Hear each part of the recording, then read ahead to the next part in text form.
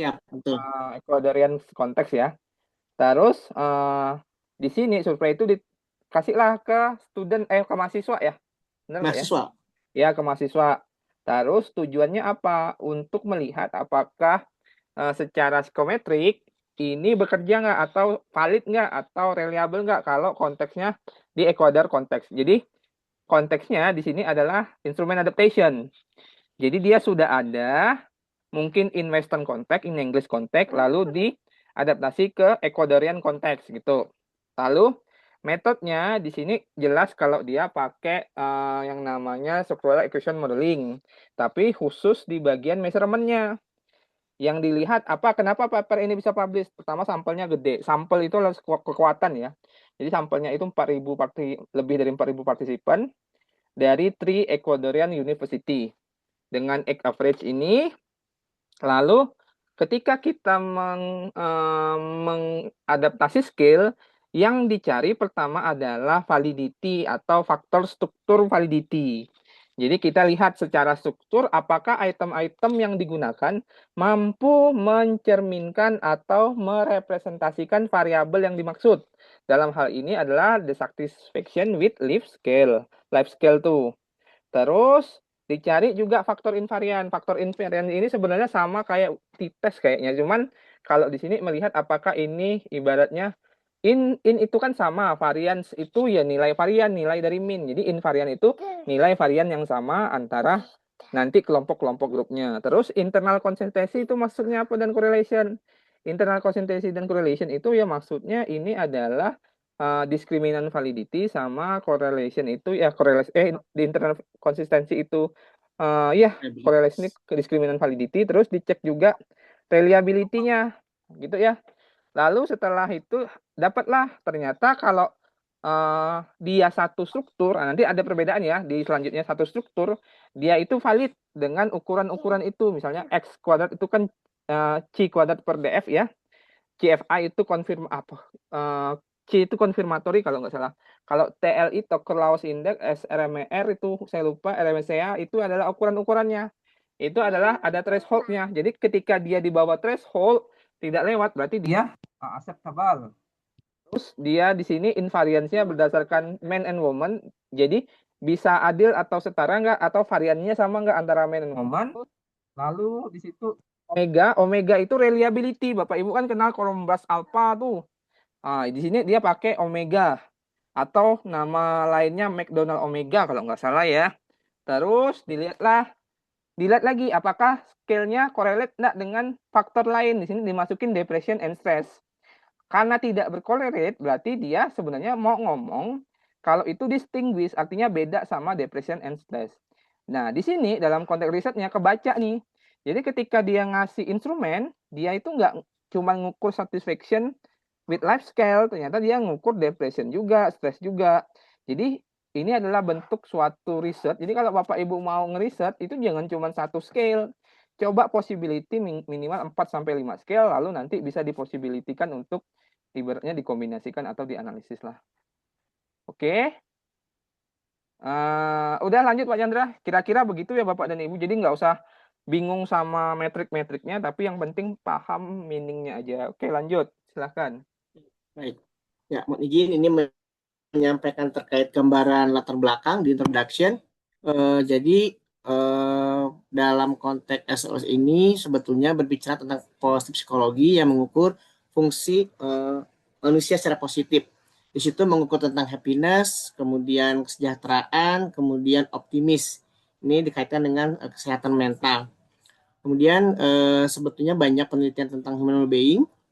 Nah, di sini menggunakan dua pendekatan perspektif, yaitu menggunakan pendekatan eudaimonik, kemudian hedonik. Ini menjadi dasar dari SWLS-nya. Penelitian tentang SWLS ini sebetulnya sudah banyak dilakukan, namun belum apa namanya, kalau di sini sudah banyak dilakukan terkait dengan dalam konteks well-being, dikaitkan dengan implikasinya kepada kesehatan mental. Nah, SWB ini itu mengandung dua elemen. Yang pertama itu affective component, yang merujuk pada kepuasan, feeling, kemudian pengalaman sehari-hari, cognitive komponen yang disebut dengan satisfaction with life. Nah, di sini juga satisfaction ini ada beberapa domain. Di sini ada yang terkait dengan domain kehidupan, itu antara keluarga, teman, studi, bekerja, kesehatan, penghasilan. Itu diperbandingkan dengan apa yang diharapkan. Jadi ini salah satu dasar kenapa SLS dibentuk. Ini itu mengukur dari kepuasan seseorang. Nah, di bagian berikutnya dijelaskan kepuasan ini itu berkaitan dengan konstruk, ada beberapa variabel. Itu berkaitan positif dengan indikator terkait dengan emotional well-being seperti self-esteem yang tinggi, kemudian ada trait of joy, emotional behavior, tapi juga berkaitan dengan dia negatif, satisfaction ini berkorelasi negatif dengan beberapa faktor psikososial seperti mental deteriorasi. Di sini contohnya adalah persepsi kesepian, kemudian ada tindakan kekerasan, penggunaan obat, kecemasan, depresi, kemudian ada ide untuk bunuh diri dan stres. Nah, ini tadi terkait dengan menguji korelasinya, ada yang berkorelasi positif dan ada yang berkorelasi negatif. Dalam penelitian ini secara khusus ingin menguji pada populasi di Ekuador. Itu ternyata ditemukan bahwa di Ekuador itu pada populasi adolesen itu lebih dari 60% menghayati ketidakpuasan sampai dengan sangat tidak puas. Nah, sedangkan pada konteks mahasiswa itu ditemukan itu medium high level of satisfaction. Nah, di sini ada apa namanya? Ada inkonsistensi. Itu yang menjadi latar belakang kenapa juga ingin diukur terkait dengan SOLS. Kemudian juga dilihat dari adanya ketidakkonsistenan antara laki-laki berdasarkan gender, berdasarkan seks. Nah, itu menjadi salah satu alasan juga kenapa di penelitian ini melakukan pengujian invariance. Penelitian ini menemukan bahwa perempuan itu lebih satisfaction daripada laki-laki. Kemudian pada populasi dewasa indikasikan bahwa sebaliknya laki-laki itu lebih puas dibandingkan perempuan.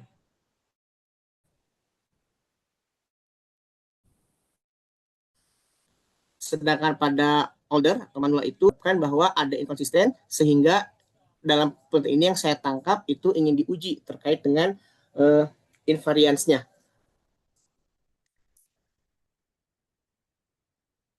Kemudian di bagian berikutnya ini menjelaskan tentang dari bukti-bukti yang ada itu peranan dari kepuasan ini juga terkait dengan mental health.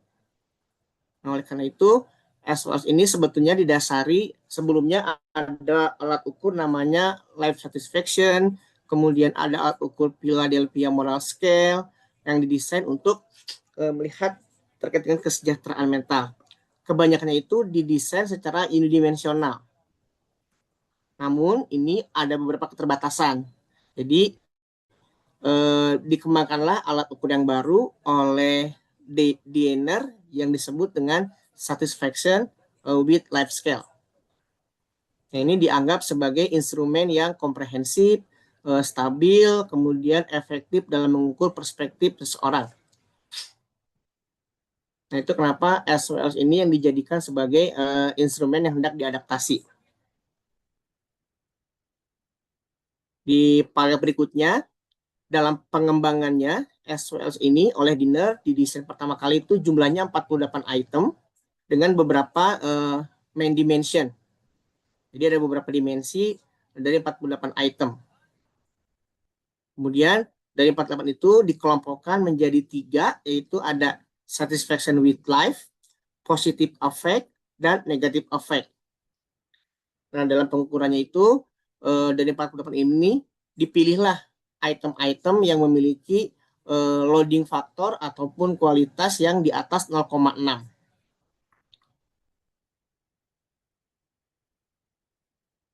Kemudian dari 48 item yang tadi, setelah dianalisis, ditemukanlah ada 5 butir item yang memiliki nilai di atas 0,6.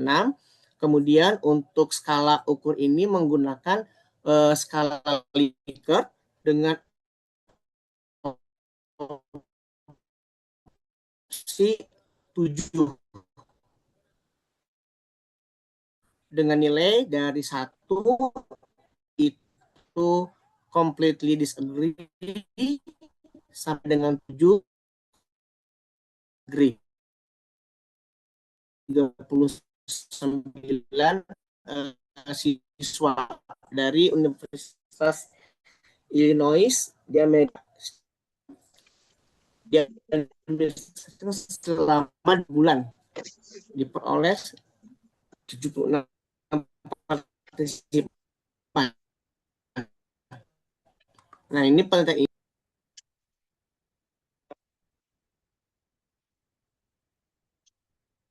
Koneksinya Bapak Ibu sepertinya tunggu dulu, kita tunggu bentar Pak Chandranya. Oh ya, datang lagi. Terputus Pak Chandra. Iya, Pak Chandra terlempar. Nggak stabil ini kayaknya. Videonya di on Ibu cam, off cam jaringannya aja. terputus. Tanya, Di mohon off izin. kan? Iya, silahkan lanjutkan. Oh ya, siap. Ini yang off aja. Ini terlalu belakang. Baik, Pak. Oke.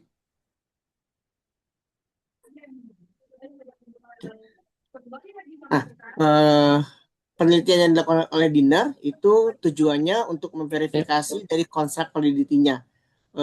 Validity-nya itu menggunakan exploratory dan confirmatory faktor analisis. Di sini menggunakan single faktor.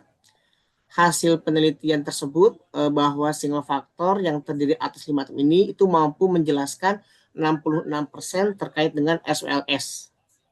Kemudian pengujian reliability-nya itu menggunakan alpha koefisien, alpha Kronbach, dan melakukan tes retest, diperoleh alpha Kronbachnya 0,87 dan tes retestnya 0,82.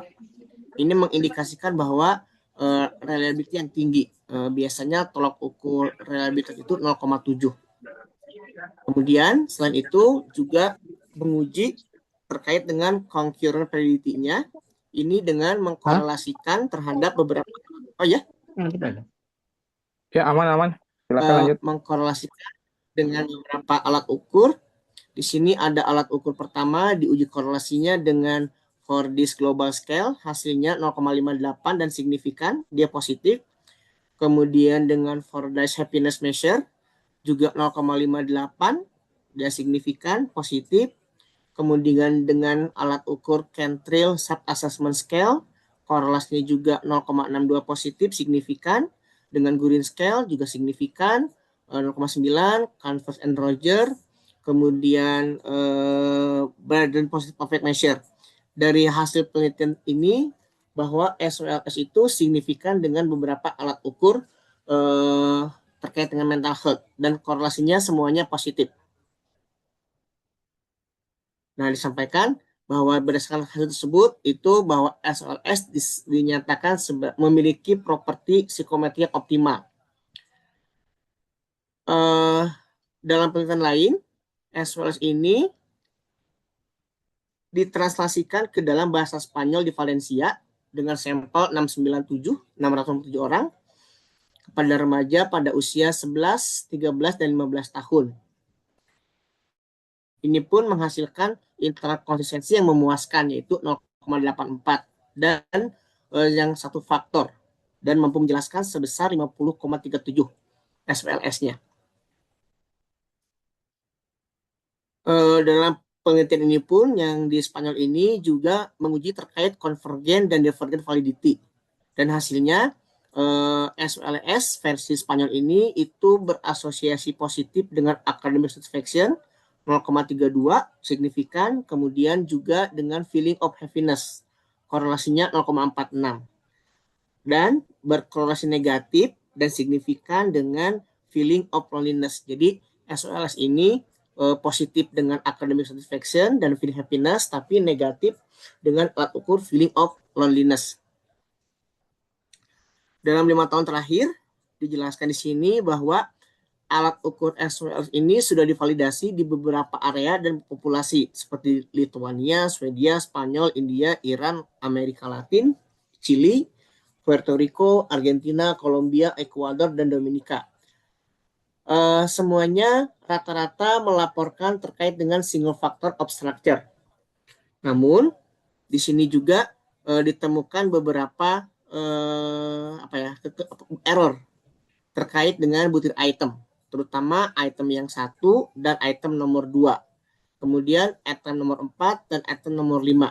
Jadi di sini ada juga yang melaporkan ini tampaknya tidak satu faktor, tapi juga 2 faktor. Nah, disampaikan di sini ada 2 faktor yang ditemukan. Jadi dari 5 item yang dikonstruksi oleh Dinner, diteliti di berbagai tempat, ada yang melaporkan bahwa item 1, 2, dan 3 itu masuk menjadi faktor present achievement. Sedangkan item nomor 4 dan 5 itu menjadi faktor yang kedua, yaitu past achievement. Nah, ini yang menyebabkan dalam penelitian ini ingin menguji strukturnya. Apakah fit yang satu struktur, 5 item utuh, atau butir item yang terbagi 2. Ada item yang past achievement dan present achievement. Disampaikan juga bahwa bisa jadi perbedaan tersebut itu disebabkan karena adanya faktor perbedaan budaya. Nah, selain itu juga ingin menguji terkait dengan faktorial secara invariance. Di sini memperbandingkan terkait dengan adanya isu gender.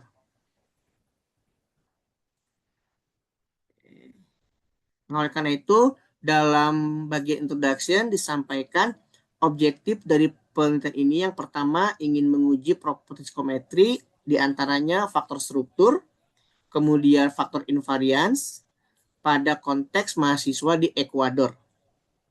Bagian akhir pada introduction disampaikan terkait dengan hipotesisnya. Yang pertama, the scale present of single factor structure pada populasi mahasiswa di Ekuador.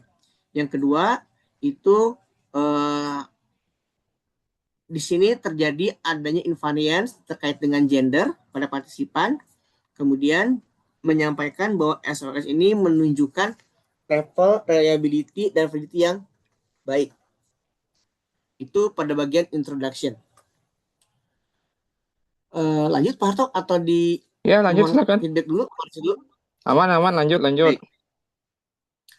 Pada bagian 2 ini menjelaskan terkait dengan material dan metode yang digunakan. Untuk riset desainnya ini menggunakan kuantitatif, ingin menguji atau memvalidasi properti psikometri SLS.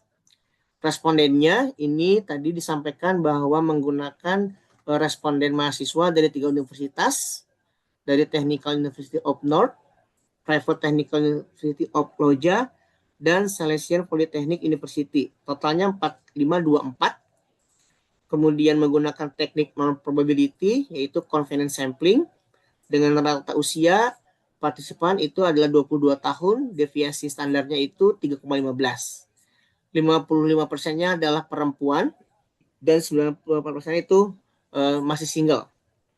90% itu full-time student.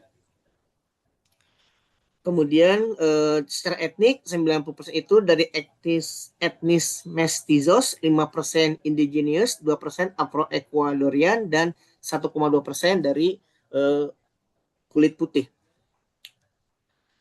Pada subbab pengukuran itu menjelaskan pertama sosiodemografi yang dilihat antara lain jenis kelamin, status pernikahan, dan region atau wilayah. Alat ukur SWLS-nya itu menggunakan alat ukur yang dikembangkan oleh Dinner yang diadaptasi ke bahasa Spanyol. Jadi tadi disampaikan mengukur tentang global cognitive judgment terkait dengan kepuasan hidupnya. Ada 5 butir item dengan 7 poin Likert, dari mulai 1 itu completely disagree sampai dengan 7 completely agree. Total score dari alat ukur ini nilai minimumnya 5 sampai dengan 35. Dengan skor yang tinggi itu mengindikasikan kepuasan hidup yang tinggi. Nah, norma tersebut pengkelompokannya dikategorikan lagi. Di sini kalau nilainya antara 5 sampai 9 dikatakan extremely dissatisfied, 10-14 dissatisfied, 15 sampai 19 itu slightly dissatisfied, 20 itu netral, kemudian 21-25 itu slightly dissatisfied, 26-30 satisfied, sampai dengan 31 sampai 35 itu dinyatakan extremely satisfied. Ini pengelompokan yang didesain yang dibuat oleh Dinner. Nah, penelitian ini mengadaptasi alat ukur yang telah diadaptasi sebelumnya dalam bahasa Spanyol, itu menunjukkan nilai alfa Krombach yang baik, yaitu 0,84 dengan faktor yang single faktor. Dan itu mampu menjelaskan sebesar 66% terkait SWLS. Nah, dalam penelitian ini juga Dinner itu mencoba melihat konvergen dan divergen validity. Dalam penelitian ini tidak hanya SWLS seperti tadi yang disampaikan oleh Pak Harto, menggunakan beberapa instrumen gitu ya. Ada SWLS, yang kedua adalah Patient Health Questionnaire PHQ 9. Ini alat ukur jumlahnya 9 item menggunakan Likert scale sebanyak 4 poin. Nilai 0 untuk not at all, 1 several days, 2 itu more than half the days, 3 almost. Ini juga sama menjelaskan tentang total skornya, paling minimum 0 sampai maksimum 27 skornya, dengan pembagian 5 kategori. Kalau skor 04 itu non, 59 itu mild, terkait dengan patient health-nya, 10-14 moderate, 15-19 moderately severe, sampai dengan 20-27 itu severe. Alat ukur pH pun ini memiliki properti yang baik, yaitu nilainya omeganya 0,9. Dalam alat ukur pHQ ini itu mengukur general faktor dan 3 latent faktor, yaitu somatic, cognitive affective, dan process satisfactory. Itu yang diukur oleh pHQ. Kemudian alat ukur yang ketiga, yaitu adalah Perceived Stress Scale atau PSS 10. Terdiri atas 10 item yang telah diadaptasi ke dalam bahasa Spanyol. Itu mengukur mengenai penghayatan seorang terhadap kontrol dirinya dalam sehari-hari. 10 item ini menggunakan juga skala Likert. Di sini ada 5 respon, mulai dari 0 itu never, 1 almost never, 2 occasionally, 3 often, 4 very often. Nah, dalam alat ukur perceived scale itu ada item yang maknanya favorable dan unfavorable. Di sini disampaikan ada 4 butir item yang unfavorable sehingga butuh di-invert ataupun dibalik penskorannya. Ada item nomor 4, 5, 7, dan 8. Nanti untuk menskornya sama disampaikan di sini adalah menjumlahkan dari 10 item tersebut. Skor yang tinggi itu mengindikasikan mengalami stres yang tinggi, dan sebaliknya kalau skornya rendah berarti stresnya rendah. Alat ukur ini ketika diujikan di Ekuador itu memiliki internal konsistensi atau reliabilitas yang baik dengan nilai alfa 0,85 dan nilai omeganya itu 0,87. Ini menyatakan bahwa alat ukurnya juga baik. Prosedurnya ini pertama yang saya coba highlight adalah melakukan proses etik dulu. Kemudian dalam mengambil datanya itu menggunakan digital.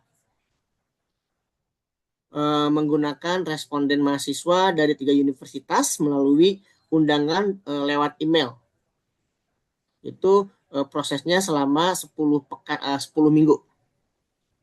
Kemudian dari 10 minggu tersebut di sini menjelaskan bahwa rata-rata tingkat respondennya cukup tinggi, yaitu antara 48,7,8% sampai dengan 39 sampai 56,10%.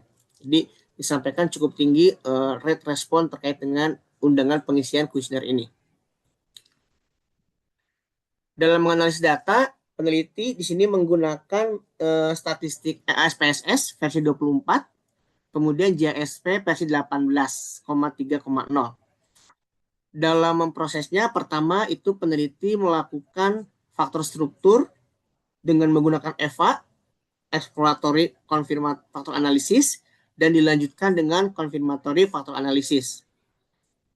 Antara EVA dan CFA ini menggunakan sampel yang berbeda, jadi tidak sama antara EVA dengan CFA. Dari total sampel yang 4.524 itu dibagi menjadi 2 kelompok independen. Jadi ada sampel A, kelompok A, sejumlah 2.264, dan sampel kelompok B itu 2.260. Jadi dari 45 ini dibagi menjadi 2 kelompok. Pada subkelompok yang pertama itu peneliti menggunakan EVA untuk menguji faktor strukturnya. Hasilnya diperoleh bahwa struktur tersebut dikatakan baik karena memiliki nilai KMO di atas 0,8. Jadi secara faktor dikatakan faktornya sudah baik yang 5 item tersebut. Sedangkan pada kelompok yang subsampel B itu ujinya menggunakan confirmatory factor analysis dengan menggunakan diagonal weighted least square. Kenapa menggunakan diagonal weighted least square ini? Dikarenakan sampelnya lebih dari 200. Nah, di sini peneliti menggunakan beberapa parameter. Di sini ada tadi yang di atas, ada CFI, TLI, SRMR, SMSA. Nah, hasilnya dinyatakan bahwa ini pun fit secara CFA. Selain EFA dan CFA juga, peneliti ini melakukan pengujian untuk average variance extracted. Ini ingin menguji seberapa cocok, seberapa tepat mengukur konstruk yang dimaksud. Di sini secara statistik dijelaskan bahwa diharapkan nilai AV-nya itu di atas 0,5. Tahapan ketiga, peneliti melakukan pengujian invariance. Di sini konteksnya itu yang diuji varian adalah gender atau seks, memperbandingkan antara laki-laki dan perempuan. Nah, yang diuji ada 4 invarian. Ini saya juga mohon pencerahan dari Pak Harto. Ada configural invariance, metric invariance, M2, kodenya tadi M1, kemudian scalar invariance, M3, kemudian strict invariance, M4. Itu ada di tabel. Saya juga belum begitu paham cara bacanya. Nah, yang terakhir, dalam penelitian ini itu melaporkan juga reliability menggunakan internal konsistensi. Di sini peneliti menggunakan omega McDonald coefficient. Hasilnya di atas 0,7. Sangat memuaskan, artinya reliability-nya baik. Yang keempat, peneliti melakukan pengujian divergent validity itu terhadap SOLS dikorelasikan dengan PHQ dan PSS. Nah, di sini disampaikan bahwa diharapkan antara SOLS dengan PHQ dan PS itu negatif moderate. Hasil penelitiannya ternyata itu hasilnya 0,10 dan 0,3. Ini untuk kriterianya. Kalau 0, ini berarti lemah, kalau 0,3 itu moderat, dan di atas 0,5 itu strong or large correlation. Bagian terakhir ini melakukan analisis deskriptif. Hasilnya yang pertama disampaikan bahwa analisis pada data SWLS ini itu menunjukkan data yang berdistribusi normal. Ini tabel statistik yang dilaporkan oleh peneliti. Ini adalah tabel pengujian model. Tadi ada model 1 faktor dan model 2 faktor.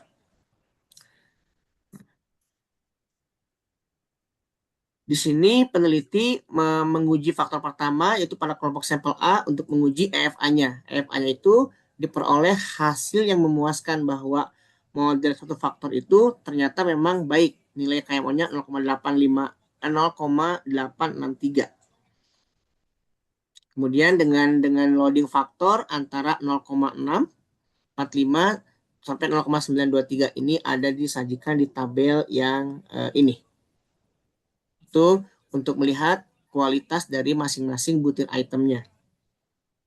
Kemudian pada subsampel yang B, di sini peneliti melakukan pengujian konfirmatory faktor analisis. Nah, di sini diperoleh untuk yang one factor, ini hasilnya seperti ini, yang ada di gambar, yang SLS. Kemudian menguji untuk yang dua faktor, di mana dua faktor ini membagi, ada kelompok item 1, 2, 3 yang dikelompokkan sebagai present achievement. Kemudian kelompok item yang 4 dan 5 dikelompokkan menjadi past achievement. Ini adalah loading faktor dari masing-masing butir item.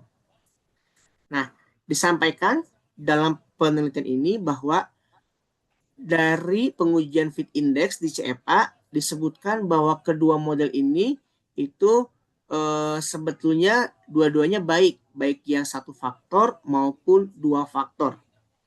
Bahkan terlebih untuk yang faktor kedua, ini antara past achievement dengan present achievement itu memiliki korelasi yang tinggi, yaitu 0,92.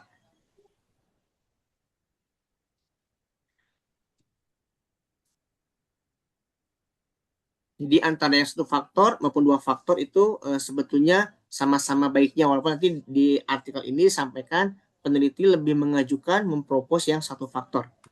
Nah, disebutkan di sini single faktor itu dipilih untuk menguji invariance terkait dengan gender atau seks. Hasilnya baik dari configural invariance, kemudian matrix invariance, kemudian yang ketiga itu scalar invariance, dan yang keempat itu strict invariance, itu dinyatakan bahwa SWLS ini yang diadaptasi dan diuji pada sampel mahasiswa di Ekuador itu menunjukkan bahwa butir itemnya itu dapat dinyatakan tidak terganggu dengan isu gender, artinya berlaku adil ketika direspon oleh laki-laki ataupun perempuan. Pada poin 3.4 ini membicarakan tentang hasil dari pengujian internal konsistensi dan divergen. Hasil pengujiannya SWLS ini nilainya omega 0,84. Ini menyatakan bahwa alat ukurnya itu reliable. Kemudian terkait dengan pengujian dari divergen validity-nya itu mengkorelasikan antara SWLS dengan PHQ9 dan PSS 10. Nah, dari hasilnya di sini dapat dilihat di tabel 4, tadi sesuai dengan yang dihipotesakan bahwa diharapkan nilainya negatif. Nah, hasilnya juga menyatakan SWLS ini berkorelasi negatif dengan depresi sebesar negatif 0,505 dan dia signifikan, dan juga berkorelasi negatif dengan perceived stress, itu negatif 0,525 dan signifikan. Jadi SWLS ini secara divergennya ternyata memang sesuai dengan hipotesa, yaitu negatif terhadap konteks pasien health dan perceived stress. Yang berikutnya di 3.5 ini menjelaskan terkait dengan deskriptif analisisnya. Nah, secara umum dari deskriptif analisis itu dinyatakan bahwa mahasiswa dari universitas yang di sampel itu termasuk moderately high satisfaction score. Kemudian juga di sini memperbandingkan, mengevaluasi apakah ada perbedaan antara laki-laki dengan perempuan terkait dengan SWLS-nya. Ternyata ditemukan di sini tidak terdapat perbedaan antara laki-laki dengan perempuan. Ini menggunakan student t-test. Di bagian diskusi ini menyampaikan bahwa sesuai dengan tujuan penelitiannya ingin menganalisis properti psikometri yang terdiri atas faktor struktur dari Spanish version yang diadaptasi yang digunakan pada siswa di Ekuador.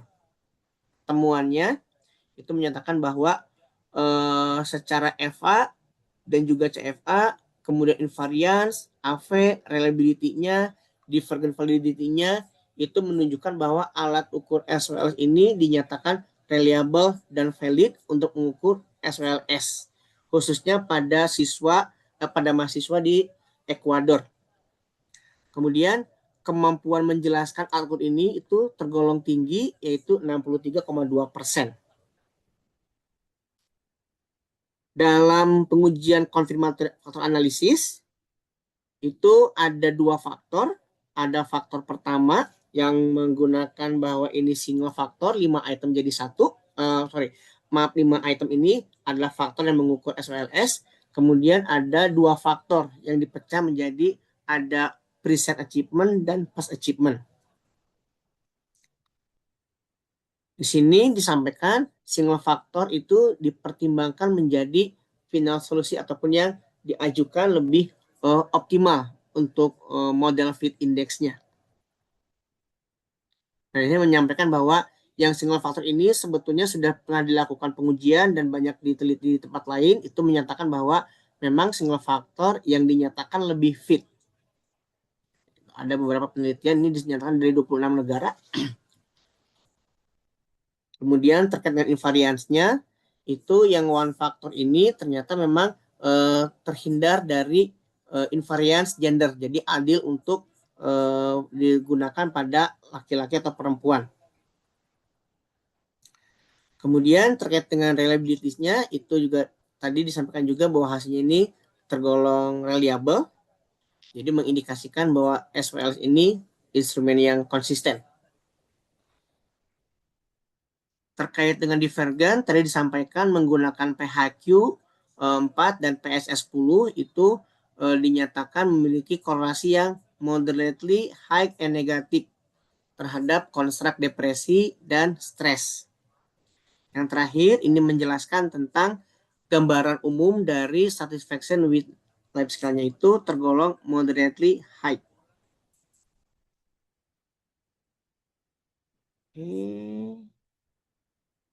Ini tadi juga ada pengujian bahwa tidak terdapat perbedaan tingkat kepuasan antara mahasiswa laki-laki dan perempuan. Nah, di sini menyampaikan ada beberapa limitasi dalam ini. Yang pertama itu adalah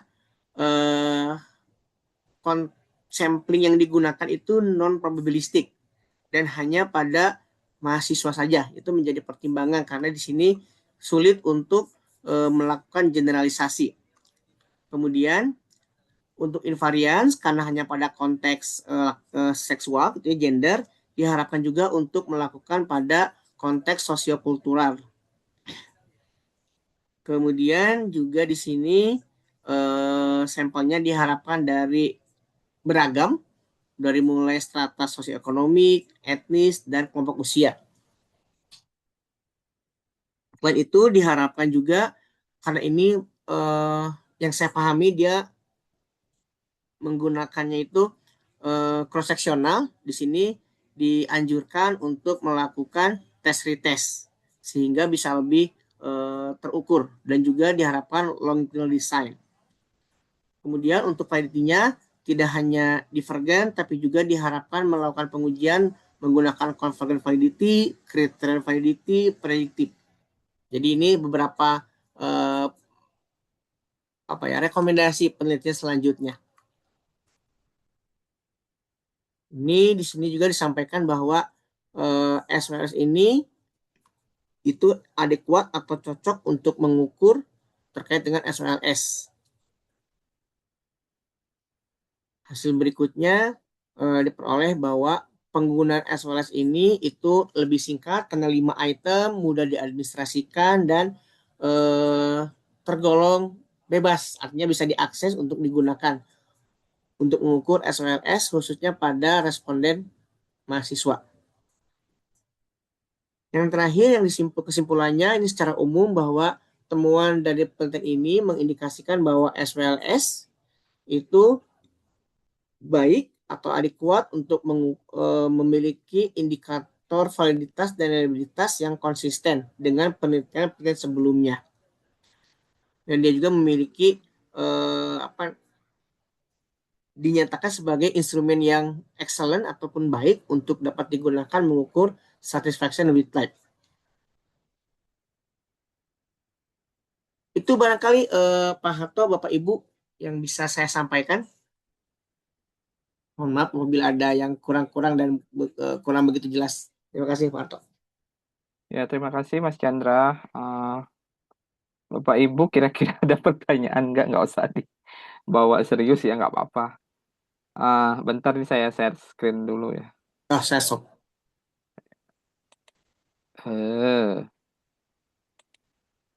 Oke, jadi kita pahami dulu ini frontier, kelompok frontier in psikologi. Kalau di reputasi brain ini bereputasi tinggi lah, yang paling tinggi. Tapi kalau di skema Go Q2 in term of review proses kayaknya mudah ya, tidak terlalu sulit. Kenapa tidak terlalu sulit? Terlalu banyak salah ini. Jadi walaupun paper ini publish, ini kalau orang yang tahu ini banyak salah nih. Jadi salahnya dari scientific writing, dari reporting, dari membaca hasil ada beberapa yang salah. Jadi Bapak dan Ibu yang sederhana dulu, apakah ini bisa dibilang bentuk hipotesis kalau kita ngomongin dalam scientific writing, bentar ya. Nah, yang ini nih. Ini hipotesis bentuknya kayak gini enggak? Ini harusnya bukan hipotesis, following research question are proposed harusnya. Jadi kalau hipotesis harusnya dijawab nih hipotesis apa. Ini nggak ada jawaban hipotesisnya kan, diterima Iya, ditolak nggak ada. Ya ini scientific writing yang salah, harusnya ini research question. research Terus question. Bapak Ibu lihat nih dia memang kekuatannya adalah sampelnya banyak dan sebagainya, it's okay. Cuman dia fokusnya sebenarnya bukan SPLS ya. Bukan hanya SPLS, tapi ternyata ada patient Hawk questionnaire sama Prescript PSS. stress scale ya, PSS ya. Lalu ini yang tadi mana ya? Yang SPLS-nya di atas ya.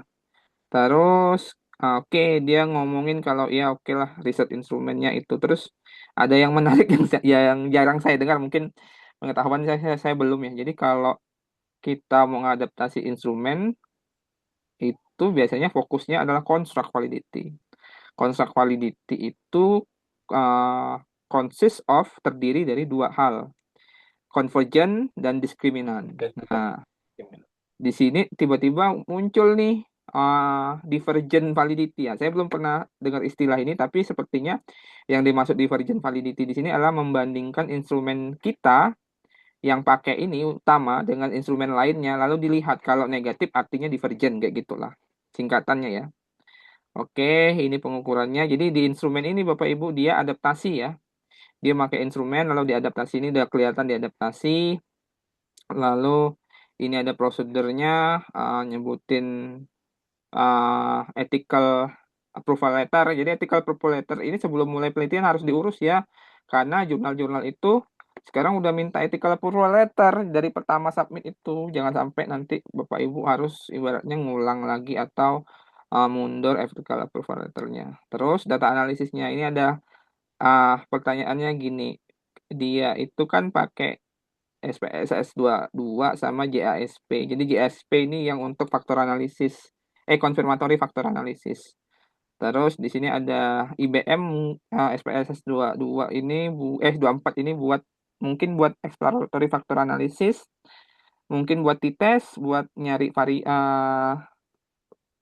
mean, variance, standar deviasi, dan bla bla bla gitu. Terus dia dibagi ya sampelnya dibagi dua. Nah, ada yang salah. Kalau kita adaptasi, kita nggak perlu FA ini. Nggak perlu nih. Kecuali kita buat baru.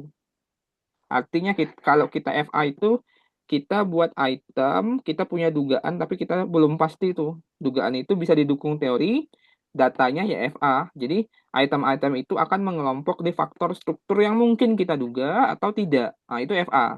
Tapi ini kan udah tahu, udah adaptasi, rubah konteks, harusnya konfirmatory faktor analisis cukup. Oke ya. Terus ya nanti ini beberapa dia kan McDonald Omega ya. Namanya bukan Omega aja, McDonald Omega bukan. Terus itu reliability-nya ini dia maparin tentang data analisisnya. Mungkin ini bisa dari temuan sebelumnya, value-nya atau dari analisisnya, tapi kita it's okay lah lewat dulu. Nih exploratory factor analysis.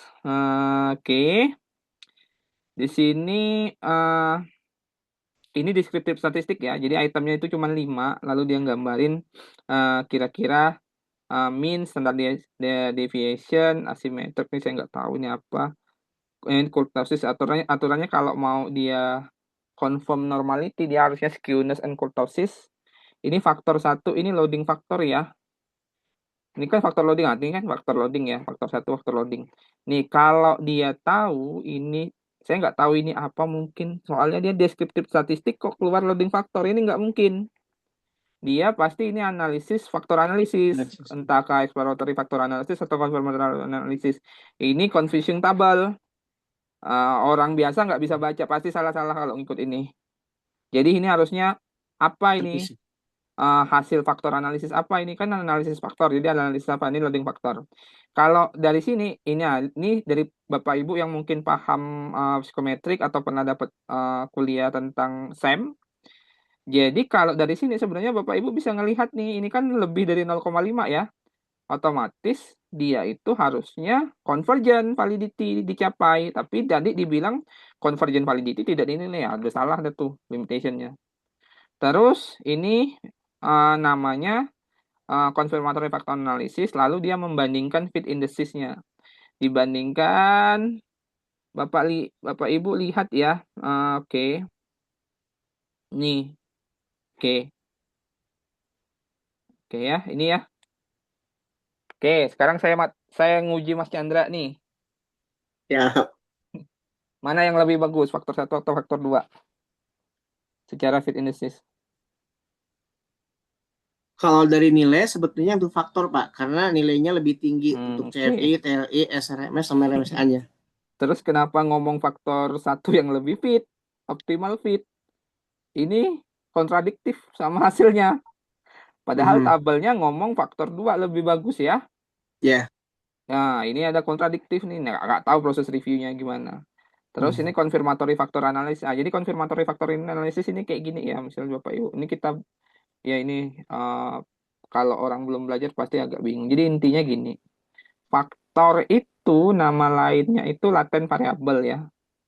Latent variable itu hidden variable, construct atau dimension. Jadi kalau kita mau mengukur lab satisfaction, kita tuh nggak bisa nanya, kamu lab satisfaction-nya gimana? Nggak bisa. Jadi karena itu hidden, tersembunyi. Oh iya tinggi, rendah, nggak bisa. Jadi kita ukurnya pakai item-item. Item-item itu yang ini X1, X2, X3, X4, X5 itu adalah statement-statement yang mengarah ke lab satisfaction. Oh ternyata saya di kampus ini saya merasa puas dengan pelayanan atau dengan apanya hidup saya sebagai mahasiswa dan sebagainya kayak gitu. Diganti lalu dikasih scale misalnya completely agree or completely disagree 1 sampai 5 lalu lah diukur.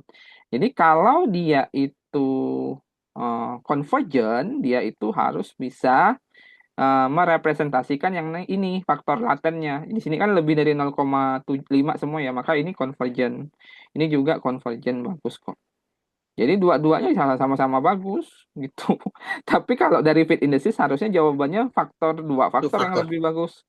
Tapi jawaban di sini adalah satu faktor, ini terlalu memaksa satu. Terus lanjut invarian. Nah, Bapak Ibu gini, kalau sederhananya di inferential statistik atau parametrik itu kita itu harus sebelum kita pakai instrumen, kita itu kan harusnya memastikan instrumen itu tidak bias lah secara kalau ibaratnya dipahami secara gender atau di sini seks itu beda. Di sini dia confirm, jadi invariance itu ada banyak, ada 3, konfigurial, skalar, sama metrik. Tapi kalau cuman gender di sini dia mau membandingkan mean, ya cukup skalar invariance aja. Tapi intinya gini, jadi kenapa sih ada delta delta ini ya delta delta delta? Jadi invariansinya tuh dilakukan berdasarkan kelompok. Kelompoknya apa? Seks laki-laki sama perempuan. Lalu dibandingkan tuh deltanya. Nah, delta itu kalau bedanya tipis berarti equal. Kalau dia equal berarti invarian, artinya variannya sama, nggak ada beda, maksudnya gitu. Itu pemahaman yang paling sederhana lah bahasa bayinya ya. Jadi di sini dibandingkan semua, oh bedanya dikit. Nah, indikator harusnya disebutin nih threshold bedanya apa. Ini nggak disebutin ya. It's okay, nggak masalah. Tapi konsep invariant analysis tuh membandingkan dengan kelompok supaya ketika pengukuran tidak ada bias lah. Ada yang lebih detail namanya mimik model, cuman nggak usah Bapak Ibu nggak usah perlu tahu itu dulu. Terus 3.4 ini internal consistency dan divergent validity. Jadi divergent validity intinya gini ya. Divergent validity itu kalau di ide dia adalah bandingin instrumen yang dipakai dengan instrumen lain harus nilainya harus negatif. Kalau internal consistency ini sebenarnya nunjukin ngomongin apa sih reliability, Bah. Bapak Ibu kan tahu indikator reliability ya, Compras Alpha, McDonald Omega, dia tuh mau ngomongin itu. Terus lihat ya, ini harusnya bukan faktor invarian, ini kan eh apa ya? Ini kan fit indices ya. Cuman ada bedanya deltanya di sini. Kita lihat deltanya. Deltanya mana? Harusnya nunjukin deltanya. Harusnya ini bukan reporting tabel untuk faktor invarian. Harusnya yang di model ini harusnya konfigural, skalar, metrik atau Matrix. strict kayak gitu. Jadi ini tabel yang salah ya. Ini nggak penting tabel ini. Nggak ada pun nggak ngasih model apa-apa. Tapi kalau dilihat ini ada ya. Bentar. Oh ya. M1, M2 ya. Nah, terus harusnya tabelnya bukan gini. Tabelnya harusnya M1 man woman yaitu deltanya, M2 man woman deltanya gitu. Jadi kita lihat deltanya ya. Ini tadi yang dia ngomongin divergent validity, cuman tabelnya kayak gini. Jadi kan orang nih bingung nih. Dia judulnya ini, tabelnya ini. Wah, ini scientific writing-nya agak kurang bagus ya. Jadi mungkin ada beberapa univ yang nggak suka sama Frontier ya karena ini ngasih hal yang salah terbit juga. Terus descriptive analysis dia cuman ngomongin mean standar deviasi lalu di sini dites berdasarkan gendernya. Oke. Ya, overall discussion-nya ngomongin jadi kalau discussion ngomongin yang hasilnya ya. Fokus sama tiga yang ini. Ngomongin tiga yang ini, discussion hasilnya, lalu dicari inline atau kontradiktif previous research. Kalau baru sebut itu baru, kenapa itu dilakukan? Contohnya gini nih. Oke. Nah, oke, ini kan regarding bla bla bla, regarding validity evidence well structure, dia itu mampu menjelaskan 63,2 total varian SPS with satisfactory factor loading estimation. This result consistent with kayak gitu. Jadi dicari yang bisa yang inline atau enggak inline. Tapi terlalu ini ya sulit ya. Jadi harusnya di blok pakai misalnya discussionnya tuh di blok pakai paragraf ngomongin tuh dua tiga gitu. Biasanya openingnya tambah satu mungkin 4 atau 5 paragraf is enough lah. Cuman ini kayaknya terlalu redundant, terlalu banyak ya. Terus limitationnya, ini salah nih. Kalau non probability harusnya nggak boleh dites human Whitney. Ini harusnya ya, jawab aja certified unknown sampling artinya dinilai berdasarkan misalnya semester atau grup atau kelompok universitas atau apa. Tapi kalau certified itu kan berdasarkan strata ya, misalnya semester 1, semester 2 atau berdasarkan kelas-kelasnya gitu. Tapi kalau non probability berarti gugur lah di tes yang sebagainya tadi di atas. Oke, itu salah juga ya. Terus ini yang agak lucu, harusnya kalau dia bisa udah confirmatory atau convergent harusnya bisa dilihat juga berdasarkan multi faktor diskriminan validity. Ya ini yang aneh, apa diskriminan validity itu apa, dia bisa paham diskriminan validity. Bisa jelasin ya ke saya, mana Pak Chandra, apa tuh diskriminan validity? Suaranya kecil Pak Harto. Oh iya, kira-kira apa diskriminan validity? Bentar, kalau kedengeran nggak? Masih kalau di saya kurang begitu jelas Pak. Kira-kira Nah, diskriminan validity apa ya Pak Chandra? kalau yang saya paham itu Pak, jadi kalau diskriminan itu dia memperbandingkan dalam konstruknya. Kalau misalkan dalam misalkan ada 3 dimensi, kalau terlalu tinggi skornya itu berarti itu mirip-mirip sebetulnya. Oke, jadi ini saya kasih penjelasan sederhana ya. Tadi dalam konstruk validity itu ada dua. Ada yang kita ukur itu adalah dalam konstruk validity itu ada dua, convergent sama diskriminan. Tadi saya udah jelasin convergent. Kalau nilai loading factor-nya yang ini lebih dari 0,5, 0,5. maka dia bisa ibaratnya merefleksikan lah dari faktor yang dimaksud itu convergent. Kalau diskriminan, dia itu minimal dalam satu instrumen, dia itu ada dua laten faktor. Intinya apa? Diskriminan itu datang dari kata distinct, artinya beda gitu. Jadi dia laten faktor 1, laten faktor 2 itu harus distinct, harus diskriminan, harus beda. Bedanya apa? Nilai korelasinya harus di bawah 0,9, itu yang paling ibaratnya paling mudah kriterianya, atau di bawah 0,7. Jadi kalau Bapak Ibu ngelihat tabel ini, anggaplah ini ya. Oke. Oke. Nah, nih anggaplah ini. Jadi nilai korelasi ini kalau dia di atas 0,9 berarti diskriminan validity-nya tidak tercapai. Berarti ini sebenarnya ngukur hal yang sama gitu. Tapi kan kalau kalau satu faktornya ya nggak bisa dinilai diskriminan.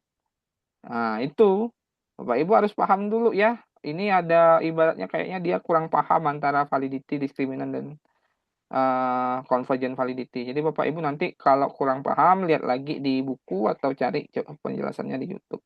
Jadi ini overall ibaratnya ya limitationnya, conclusionnya cuma segini. Jadi Bapak Ibu ya oke, nggak apa-apa kita belajar dari kesalahan orang. Tapi Bapak Ibu lihat nggak possibility-nya. Ternyata dengan measurement model itu bisa publish loh.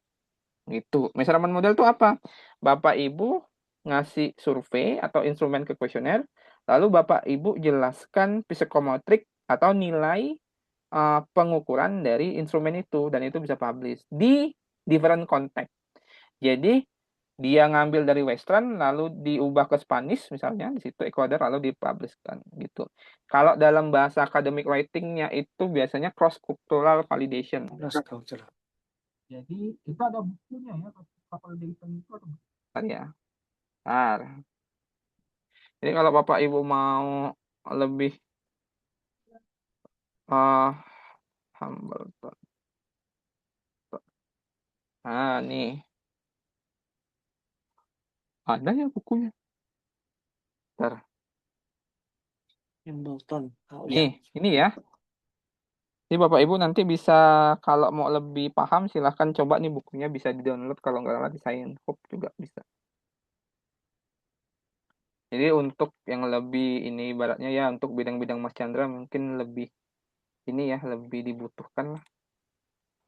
Oke. Kalau ngajar harusnya pakai ini kalau orang psikologi. Sebelum dia masuk ke adaptasi instrumen harus paham ini dulu. Apa maksudnya cross cultural validation ini secara sederhana ya? Kalau di American atau beberapa negara ibaratnya yang udah sistemnya bagus, kalau orang ngomong administratif tes misalnya, apakah di sekolah Anda sudah menggunakan administratif tes misalnya, nanti terus pakai agreement, disagree, atau agree ya, gitulah 1 sampai 5 ya. Pertanyaannya gini, kalau administratif test ngomongin di Western context itu mereka paham itu apa, tapi kalau di Indonesia itu apa administratif teks? Itulah pengaruh budaya salah satunya. Gitu, paham ya? Itu yang secara sederhana. Bapak Ibu nanti bisa ubah konteksnya ke lain. Jadi Bapak Ibu harus setidaknya kalau mau paham tentang itu ya dibaca dulu. Saya udah selesai baca ini. Oke. Oke Bapak Ibu, kalau ada pertanyaan nanti silahkan ditanyakan. Oke, udah.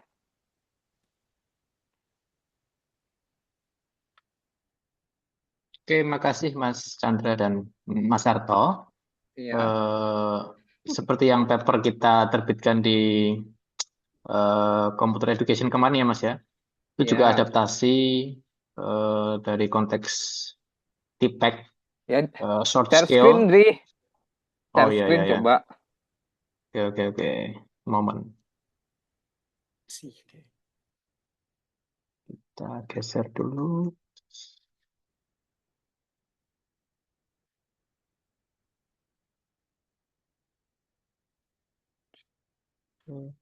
Terlihat Bapak Ibu? Ada, Pak. Lihat, Mas. Iya. Nah, ini salah satu paper bersama Mas Sarto tahun kemarin ya. Kita mencoba mengadaptasi TPEC skill dari general konteks ya, yang versi short.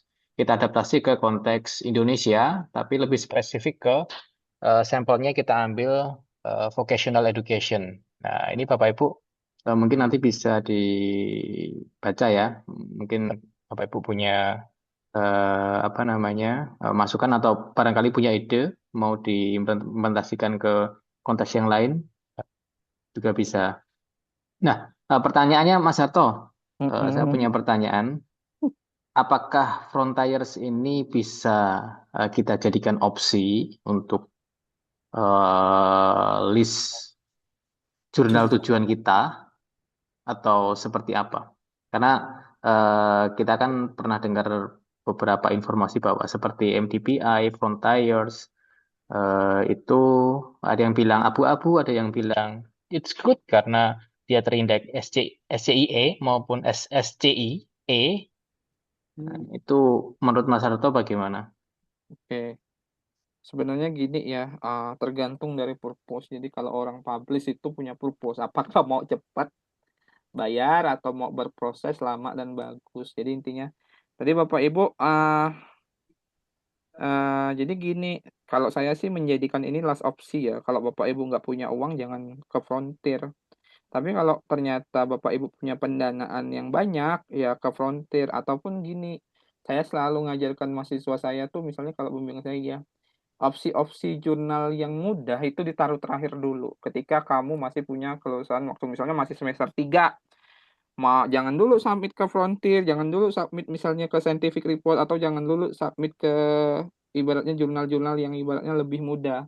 Cari dulu yang lebih spesifik gitu. Karena ya Bapak Ibu bisa tahu proses kita tuh kan butuh scientific rigor. Jadi ini yang sakit ya. Kalau Bapak Ibu udah merasa benar, terus saya publish nih gini, padahal Bapak Ibu artikelnya salah-salah. Bapak Ibu tuh akan tersesat jauh nanti. Ya, kalau Bapak Ibu tersesat itu nggak bisa diselamatkan dengan mudah. Harus ketemu orang yang memang udah kredibel, udah paham, bisa ngasih input yang baik. Jadi tapi kalau Bapak Ibu publish misalnya di jurnal-jurnal yang sifatnya hybrid, atau ya setidaknya di bawah Elsevier yang ibaratnya lebih spesifik dan fokus, Bapak Ibu tuh bisa dapat feedback dari review. Oh, kira-kira ini apa, kenapa, reasonnya, nanti kan ada ketahuan jawaban sebagainya. Gitu. Ininya tergantung kebutuhan ya. Saya sih tidak terlalu ideal harus impact tinggi jurnal itu, tapi tergantung kebutuhan lagi Bapak Ibu sendiri gimana. Intinya kayak gitu. Karena ini pakai trik and trick ya. Terkadang ada Elsevier yang 5 bulan, 6 bulan baru dapat review. Ada juga yang hampir setahun. Syukur-syukur 7 bulan bisa terbit. Tapi kalau Frontier ini memang cepat setahu saya. Itu aja sih Bapak Ibu. Jadi mungkin last option ya. Saya tidak melarang, tidak, itu cuman last option. Jadi kalau Bapak Ibu udah last option, ya silahkan dipilih. Tapi kalau tidak ada uang, tidak ada pendanaan, jangan ke situ. Masih banyak possibility lain. Jurnal-jurnal di bawah universitas di Eropa tuh banyak dan gratis. Itu Pak, butuh listnya Pak. Hah? Adakah Apa? listnya? Ada mungkin ada bocoran list-list jurnal yang katakanlah tadi bisa gratis, bisa Saya biasanya tuh nyari. Jadi saya cari misalnya kalau di Skimago sih nyarinya. Jadi cari dulu misalnya Iya. pilih Eropa, nanti kan Europe tuh, nanti ada list jurnalnya, nanti dilihat jurnal-jurnal di bawah, ada tuh dia kan nanti ada jurnal yang publishernya apa, nanti kan publishernya yang universitas tuh kelihatan, nanti baru saya cekin satu-satu. Biasanya gitu sih. Siap. Skimago, Skimago. Oke. Oke, izin Mas Harto masuk. Iya, Untuk Pak Chandra dan Bapak Ibu yang lain, apabila tertarik, jadi saya mungkin sudah saya sampaikan ke Mas Harto ya. sebelumnya ya. Jadi kita punya database ya saya buat dan kita kolaborasi dengan beberapa teman ya. Bapak Ibu mungkin tertarik dan mungkin bisa membantu mengisi ya. Jadi di sini saya ambil database dari data Scopus per tahun 2025. Di sini saya petakan berdasarkan kuartil dan juga beberapa informasi terkait indeks DOAJ, APC, kemudian acceptance rate, lalu first submit to first decision, ya. Ini ada beberapa informasi dan mungkin Bapak Ibu tertarik untuk apa? Di share di grup Kolab aja Andre nanti. Iya. ya, kolaborasi dan membantu mengisi, saya akan Nanti senang diisi aja. sekali. Ya, itu Mas Chandra dan Bapak Siap, Ibu. siap. Terima kasih Pak. Mantap, mantap. Database. Nanti di share di grup aja, nanti mungkin teman-teman butuh atau nanti ada yang pengalamannya bisa ngisi juga, jadi akan Oke. tambah. Oke, gimana? Ada pertanyaan lagi?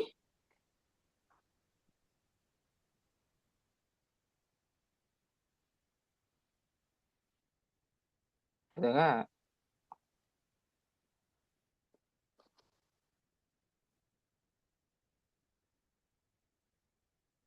Ya nggak apa-apa, ini memang agak kuantitatif, tapi setidaknya bisa ngasih gambaran Bapak dan Ibu lah.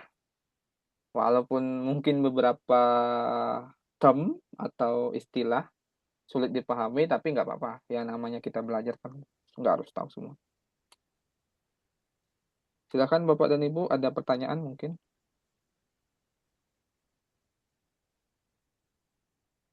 Ada, mengapa Mas ketawa-tawa?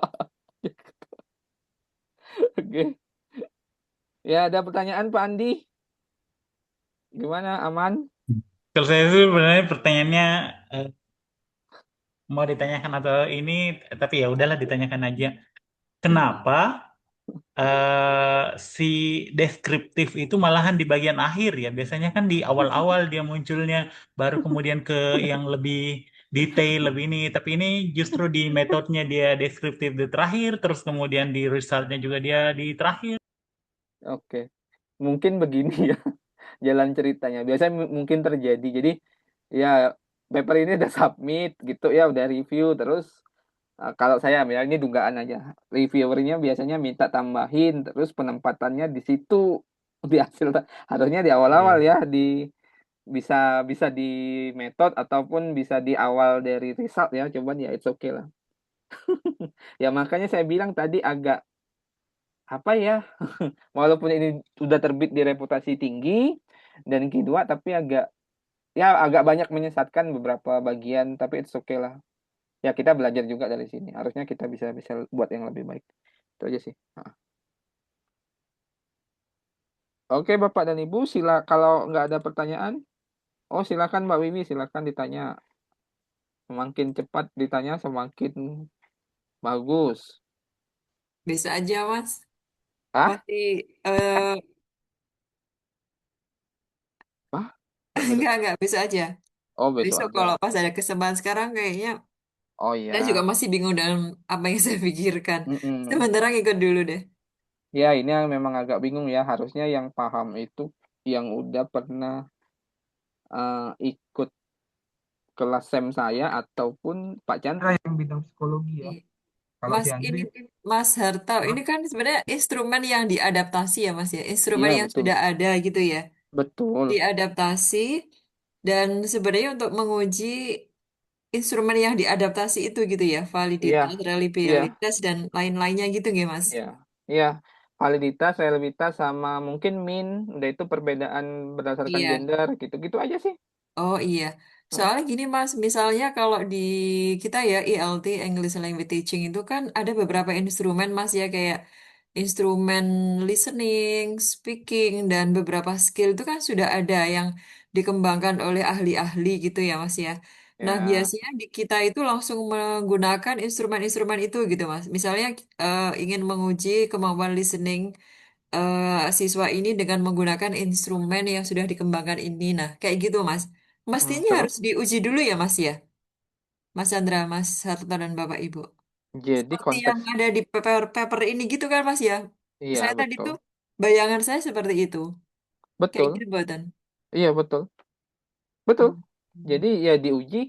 Jadi gini ya, ini mungkin agak tambahan. Jadi kalau di Indonesia itu kan kita ngomongin validity itu kan berdasarkan, oh ini valid berdasarkan expert gitu ya, dikasih nilai 1 2 3 4 5 misalnya kayak gitu ya, atau dikasih 1 2 3 4, oh berdasarkan validator nilainya itu. Itu nggak laku tuh di international konteks. Jadi kalau validity yang dimaksud itu adalah faktor structure atau construct validity. Nah, itu ya bisa diukur salah satunya pakai SEM, pakai RAS. Kalau RAS itu lebih ke item and person validity ya. Dia Iya, approach-nya lain. Tapi ya begitulah. Jadi kalau misalnya gini, kalau kita make yang kalau bahasa Inggris kan biasanya instrumennya udah bahasa Inggris ya. iya betul. Terus dia biasanya adaptasi aja ya, nggak usah dirubah konteksnya. It's okay sih. Tapi Mm-mm. ini ada tapinya ya. Ini hints ya. Jadi terkadang kalau kita masuk ke jurnal yang tinggi, adaptasi Mm-mm. itu aja nggak cukup. Jadi misalnya mau adaptasi ngomongin validity, reliability, udah selesai sampai gitu. Wah, Mm. itu nggak cukup. Biasanya nggak akan tembus tuh Q1, Iya, Q2, iya. Elsevier sama Springer. Dia harus ada something barunya. Misalnya dicek apanya, udah itu buat strukturnya atau hubungannya gitu. Jadi harus ada hint tambahannya. Jadi Bapak Iya. Ibu tuh harus kalau Bapak Ibu mau cuman validity, reliability modelnya kayak gini tapi mungkin yang lebih bagus, usahakan itu konteksnya lokal dan baru. Misalnya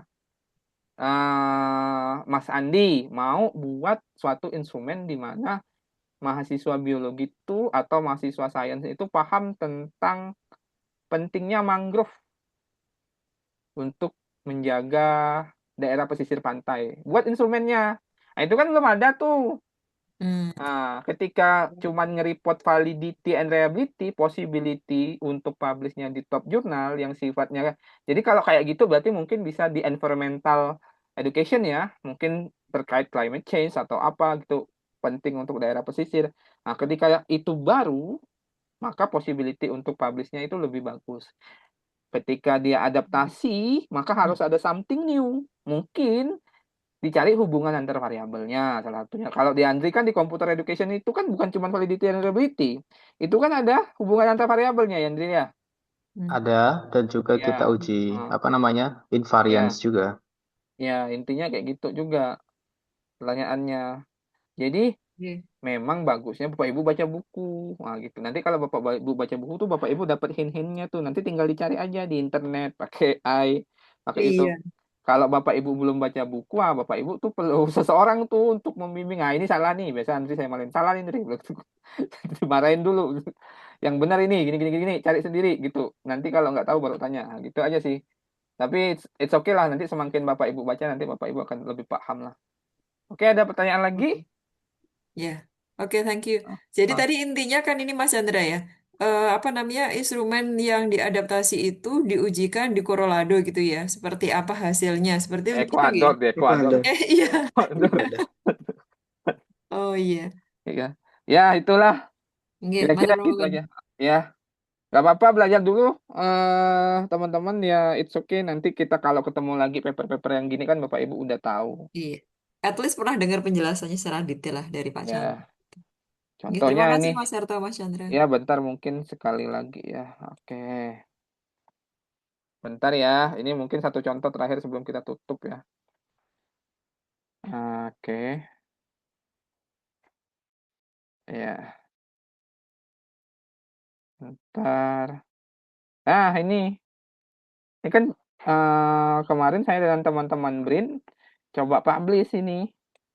Ini kan sebenarnya ngomongin tentang self efficacy aja. Ini instrumen yang udah 20 tahun lah ibaratnya. Self efficacy dari Bandura itu berapa tahun ya? Kita lihat di introduction. Nah, nih udah dari sini 1978. Terus kenapa bisa publish? Satu, Bandura itu kan Western context, dirubah ke Indonesian context. Tapi bukan cuma dirubah ke Indonesian context. Di sini saya ngerubahnya untuk purpose tertentu. Kalau Andri kan saya arahkan ke vocational education.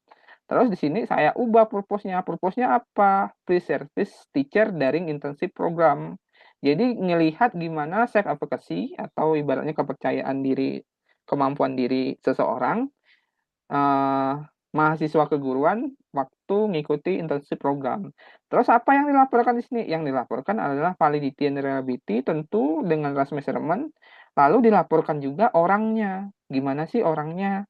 Terus gimana sih nilai dari dimensi self efficacy? Di sini kan ada nih metodenya. Tuh, lihat. Tapi bedanya karena ini rapi, jadi tabelnya tuh jelas gitu apa indikatornya. Terus nanti dilihat resultnya juga. Di sini Bapak Ibu bisa lihat gimana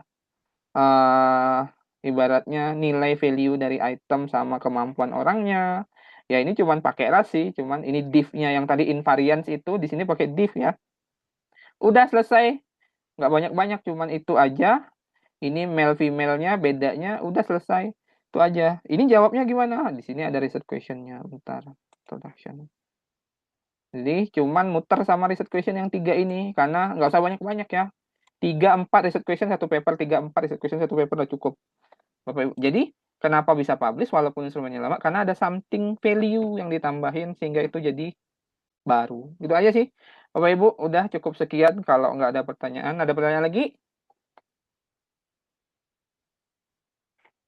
Nggak ada? Oke, ada Bu Marni? Nggak ada ya? Bu Eli Enggak. udah nggak ada?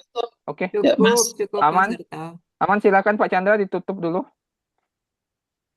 Ya, baik Bapak Ibu, terima kasih. Tadi alhamdulillah dapat masukan dari Pak Hato ya. Ternyata ada beberapa tulisan di paper tadi itu kurang tepat Pak ya, bahkan Iya. membingungkan. Ya, makanya buat saya jadi insight tersendiri juga buat belajar. Itu aja barangkali, mohon maaf kalau ada kekurangan. Terima kasih. Assalamualaikum warahmatullahi wabarakatuh. Oke, waalaikumsalam warahmatullahi Waalaikumsalam wabarakatuh. warahmatullahi wabarakatuh. Dri, jangan lupa recordingnya diupload ya. Oke ya. Makasih Oke, Mas oke. Chandra, Oke. Mas Oke, Arta. terima kasih Mas semuanya. Arta, Ya, Mas terima Arta. kasih Mas Bapak Chandra, Ibu. Mas Harto. Ibu semua Izin live ya. izin Yuk, dan Assalamualaikum. Live.